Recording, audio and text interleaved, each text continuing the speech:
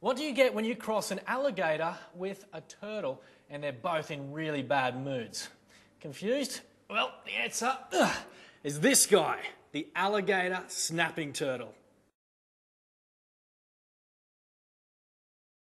Okay, clearly it's not what you get when you put them together, and this guy seems to have a pretty chilled out temperament. But this is indeed a reptile called an alligator snapping turtle, and he is one prehistoric looking creature. These have to be some of the coolest looking turtles I've ever come across before, and they're massive. Have a look at that head. What are their names? So this is Terminator, and behind us we have Leonardo. Wow, and how big can they get? So they can get to 90 kilos full grown. Wow, and they're obviously not from Australia. No, they're not native to Australia. You'll find this guy in the southern parts of North America. There you go. So how did these ones get their names? Well, Leonardo behind us, he's our real life Ninja Turtle. He was actually found down in the sewer in Sydney. Now, how on earth would he have gotten in the sewer, do you think? Not too sure. We think that someone was probably illegally keeping him, and they've let them go. And Terminator, why that name?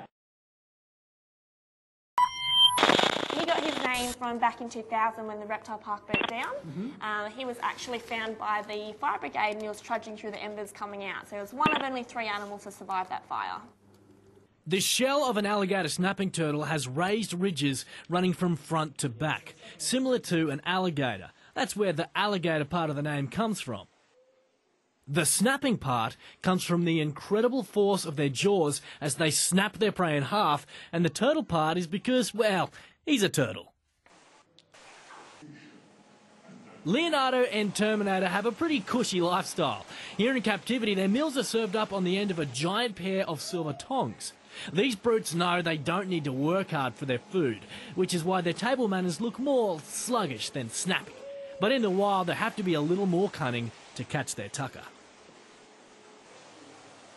So tell me about this awesome hunting technique they have, Carla. All right, well, because they're such a heavy-bodied animal, they're an ambush predator. So they'll lodge themselves into the bottom of the riverbank, they'll open their mouth wide and they'll stick out their little tongue. So his tongue's quite long and skinny and it's pink, looks just like a worm. So an unsuspecting fish or yabby might come along for a meal and they'll probably end up being the meal. There you go, very, very clever. And on the flip side, they can still be preyed upon by bigger reptiles? Definitely. So in the same river systems as these guys is the American alligator, and they're known to feast on turtles. And vice versa. So if this guy has his tongue sticking out and a little alligator sees it, he'll probably come down to eat it and he'll get chomped on as well. What an awesome experience. We're so lucky to be able to come to places like this reptile park to see and learn about creatures that aren't native to Australia, just like these amazing alligator snapping turtles.